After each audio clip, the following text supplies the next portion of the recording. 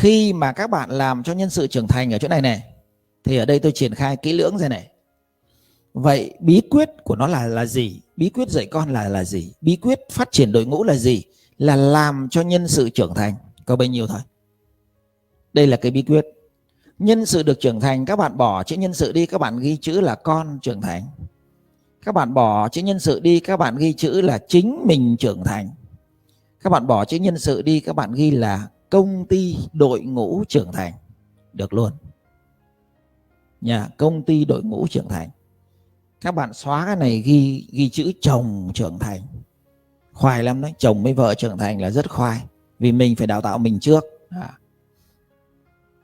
Nên những cái nhân sự như là con hay là nhân viên hay là một đối tác nào đó, khi đã trưởng thành thì không cần kèm hay đào tạo nữa, mà lúc này họ tự vận hành. Đây là một nguyên tắc rất cơ bản. Khi nhân sự đã trưởng thành, khi con cái mình đã trưởng thành thì không cần kèm hay đào tạo nữa, lúc này trẻ tự vận hành. Tức là nó tự lập toàn bộ và nó hiểu điều gì nên làm, điều gì nên bỏ. Nó hiểu cách học và cách rèn luyện như thế nào rồi. Thì các bạn buông toàn bộ ra, không cần nắm nó nữa. Thì thông thường cái tiến trình này mà tôi để ý, đối với một cái bạn trẻ mà cỡ lớp 4 thì mất 1 năm thì xong. Lên lớp 5 thế là xong. Nhà gia đình làm triệt để 1 năm là xong. Còn những bạn nhỏ hơn thì phải mất 2 đến 3 năm. Còn cỡ lớp 4 trở lên thì 1 năm là xong. Cái đầu tiên đó là kết thân và thấu hiểu. Đầu tiên các bạn phải hiểu cấu trúc thân tâm của con người. Các bạn muốn hiểu được con mình hay muốn hiểu được nhân sự, bản chất là các bạn phải hiểu cấu trúc bên trong chính mình. Cấu trúc bên trong chính mình. Thì cái cấu trúc này nó vận hành như thế nào thì cấu trúc này nó cũng sẽ vận hành y như thế đối với những người khác, không khác gì hết. Người nhiều người ít thôi, chứ vẫn một cấu trúc vận hành thôi. Nên hiểu cấu trúc thân tâm của con người là yếu tố đầu tiên phải nắm thật chắc. Sau khi các bạn đã hiểu cấu trúc của chính mình rồi, của những người khác tương tự rồi, thì các bạn sẽ tự động biết cách hiểu để làm bạn. Mình biết cách làm bạn với họ. Mình phải làm bạn với mình trước. Tri kỷ đấy, làm bạn với mình trước. Sau đó làm bạn với con của mình hoặc làm bạn với nhân viên của mình. Sau đó các bạn mới tác động đến họ được. Mình với họ còn xa cách, các bạn không có tác động được, không thay đổi được. Nhưng khi đã thân rồi, tác động dễ hơn rất nhiều. Nó đã chịu chơi với mình rồi. Bước 1 này, kết thân thấu hiểu này. Bước 2, xây dựng môi trường tam bảo. Yếu tố thứ 2. Dạy con là quản lý môi trường, xây dựng tam bảo. Để các bạn phải hiểu tam bảo thì các bạn mới hiểu cách xây dựng môi trường cho nó đúng được. Và đặc biệt trong cái môi trường đối với trẻ nhỏ thì cha mẹ ông bà chính là môi trường đầu tiên. Những gia đình nào mà ở 3 thế hệ thì cha mẹ và ông bà. Những gia đình nào mà chỉ có bố mẹ và con cái thì cha mẹ chính là môi trường của con. Đặc biệt trong 18 năm đầu đời.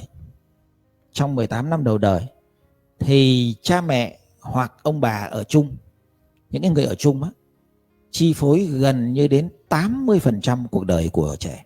Nó ảnh hưởng từ những người đấy. Càng nhỏ nó ảnh hưởng càng nhiều.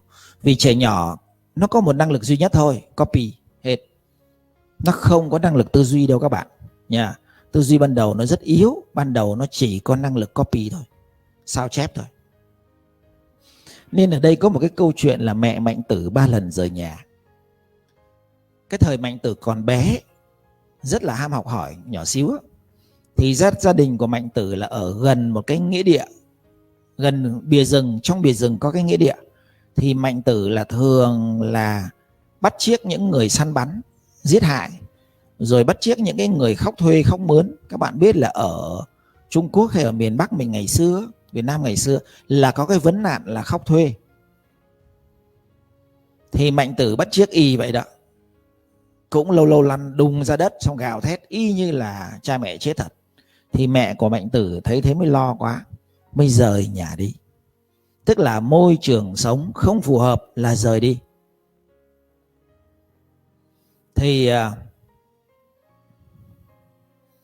rời đến phố thị. Ở phố thị thì kinh doanh buôn bán rất là tốt, ở ngay khu vực chợ, nên làm ăn khá phát đạt. Thì khoảng mấy tháng sau, mẹ Mạnh Tử lại quan sát thấy Mạnh Tử bắt đầu nói điêu và bắt đầu nói dối, bắt đầu nói thách, bắt đầu chửi thề, giống y như là ở chợ búa. Thì mẹ Mạnh Tử lại quyết định bán nhà, rời nhà đi một lần nữa. Cái đoạn thứ hai này các bạn mới thấy khác chúng ta nhé. Chúng ta rời nhà đến chỗ nào làm ăn được là chúng ta cố chúng ta giữ chỗ đấy, để chúng ta nghĩ rằng chúng ta có tiền có của để lại cho con. Nhưng đâu biết đứa con nó hư rồi thì bao nhiêu tiền của làm gì còn giá trị nữa. Nó đập phá chỉ cần 1 năm là hết sạch, chả còn gì. Nên mẹ Mạnh Tử rất khôn. Còn chúng ta bây giờ vậy chứ chúng ta không học được nhiều từ cổ nhân đâu. Chúng ta ngây thơ với cổ nhân đấy. Nên bà tiếp tục bà rời nhà đi. Kỳ này bà rời nhà đến đối diện trường học. Đối diện trường học thì việc buôn bán nó không có được phát đạt, nó chỉ trung bình thôi. Thì sau 6 tháng, Mạnh Tử lấy cây vẽ xuống mặt đất thành cái chữ. Thì mẹ Mạnh Tử biết là đến cái thời phải gửi con sang trường rồi. Tức là biết thằng này nó học lóm chữ rồi. Thế là mẹ Mạnh Tử gửi con sang trường, bái sư đấy.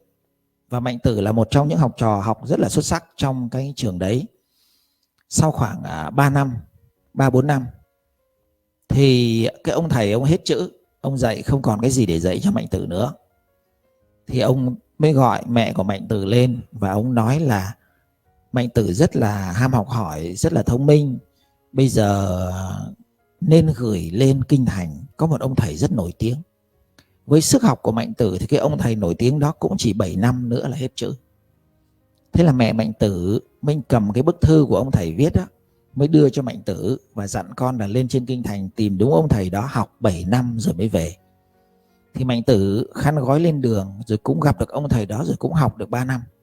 Thì nhớ mẹ quá, Mạnh Tử lại khăn gói đi về quê, định bụng là về quê thăm mẹ 1-2 tuần rồi lại lộn lên trở lại. Thì khi vừa về đến cửa nhà thì mẹ của Mạnh Tử là đang dệt vải. Cái khung cửi đang dệt những cái sợi vải. Thấy Mạnh Tử đi về mới có 3 năm mà, thì mẹ Mạnh Tử mới lấy con dao cắt đứt một sợi dây. Và cái khung cửi nó bung ra. Nó bung ra và nó rối mù lên. Thì Mạnh Tử biết ý mới bước lên hỏi mẹ là mẹ có cái gì mẹ nhắc con. Thì mẹ của Mạnh Tử mới nói là cái miếng vải mà ta đang dệt này nếu nó đứt một sợi thì việc gì sẽ xảy ra? Chỉ cần đứt một sợi thôi thì miếng vải này nó có thành không? Ý là thế. Mạnh Tử là một người rất thông minh. Mạnh Tử hiểu ý mẹ. Mẹ bảo là con hiểu ý mẹ rồi, con chào mẹ, con đi tiếp.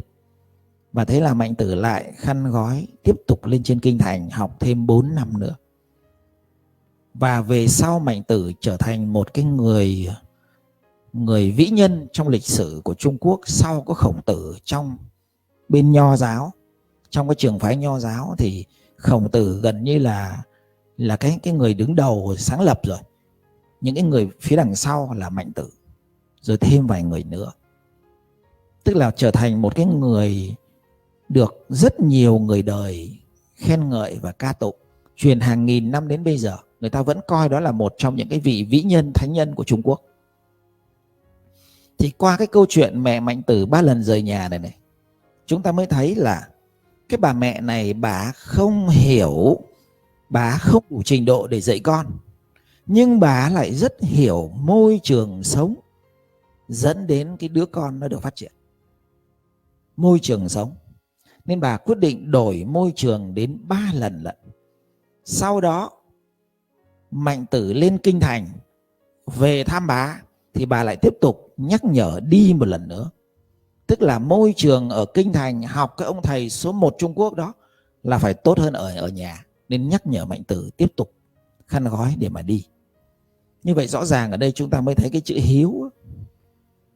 Chữ hiếu ở đây đối với những cái người mà có sự hiểu biết trí tuệ, chữ hiếu ở đây tức là chúng ta học trở thành những người giỏi người có tâm và người có tài, để rồi chúng ta biết cống hiến cho cuộc đời, thì cái đó là chữ hiếu lớn nhất, chứ không phải quanh quẩn bên mẹ già, chăm sóc mẹ già mà là chữ hiếu đâu. Quanh quẩn bên mẹ, chăm sóc mẹ thì chỉ tốt hơn cái thằng ăn bám thôi, tốt hơn cái thằng quậy phá và ăn bám thôi.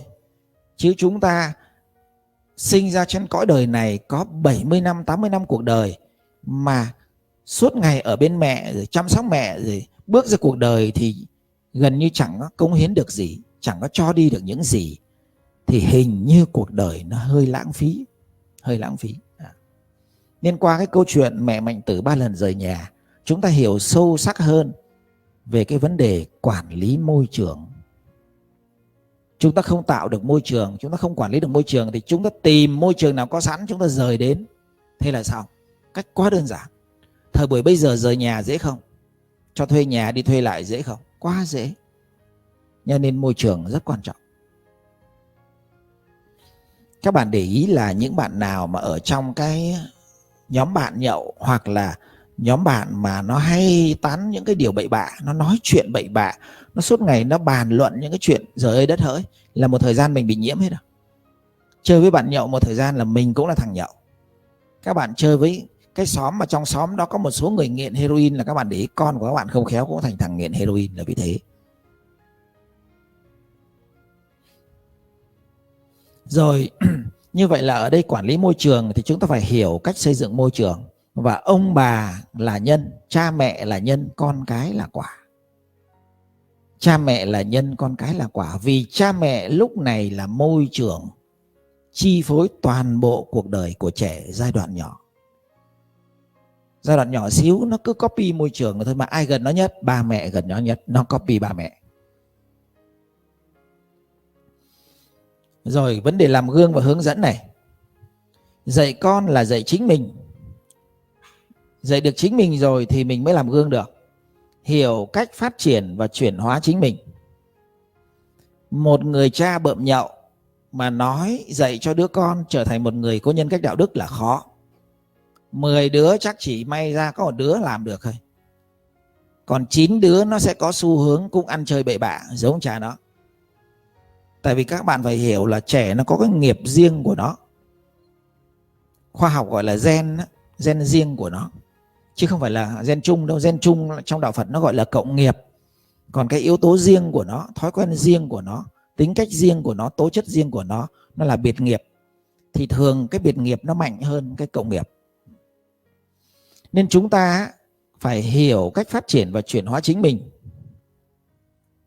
Mình phải hiểu về chính mình, thì lúc này mình mới có năng lực để chuyển hóa người khác. Có năng lực để chuyển hóa người khác, nhưng không có nghĩa là mình chuyển hóa được người khác nha. Hai khái niệm này khác nhau. Vì chúng sinh có biệt nghiệp riêng. Tức là khi cha mẹ biết cách thay đổi chính mình cho tốt đẹp dần lên thì mới làm gương cho các con được. Vậy cái tiến trình phát triển chuyển hóa chính mình này, tiến trình Văn Tư Tu này, nắm thật chắc thì mới tìm cách gài cho đứa con được, mới kẹp giáo dục vào được nha. Thì cái này bên nhà Phật nó gọi là thân, khẩu và ý. Thay đổi suy nghĩ, ý. Thay đổi lời nói là khẩu, và thay đổi hành vi là thân. Thì ngôn ngữ, tâm lý học bây giờ người ta gọi là thay đổi suy nghĩ này, lời nói, việc làm. Suy nghĩ thì có thể gọi là thay đổi nhận thức, thay đổi thái, bật cái suy nghĩ đó ra thành những cái vẻ bề ngoài, nó gọi là thay đổi thái độ. Chiều sâu bên trong nó gọi là thay đổi nhận thức. Sau đó lời nói là thay đổi cách ăn, cách nói, và làm là thay đổi hành vi. Như vậy đây chính là thay đổi nhận thức, thái độ và hành vi. Đó. Ngôn ngữ nó khác nhau thôi, chứ bản chất nó giống nhau, hàng nghìn năm nó vẫn giống nhau. Và khi các bạn hiểu mấy cái này và các bạn đẩy nó được vào đời sống xung quanh trẻ, thì toàn bộ nhân sự sẽ được trưởng thành, trẻ sẽ được trưởng thành, và chính phụ huynh cũng trưởng thành. Lưu ý nha, chúng ta tạo được cái môi trường này thì chính cha mẹ cũng trưởng thành, chứ không riêng gì mấy đứa con. Rồi chúng ta trưởng thành và con cái trưởng thành là đương nhiên. Và các bạn áp dụng nguyên tắc này để phát triển đội ngũ được luôn. Sếp trưởng thành, team leader trưởng thành thì nhân sự xung quanh nó cũng trưởng thành. Mà khi nó đã trưởng thành rồi thì trẻ tự vận hành, mình không cần kèm cặp nữa.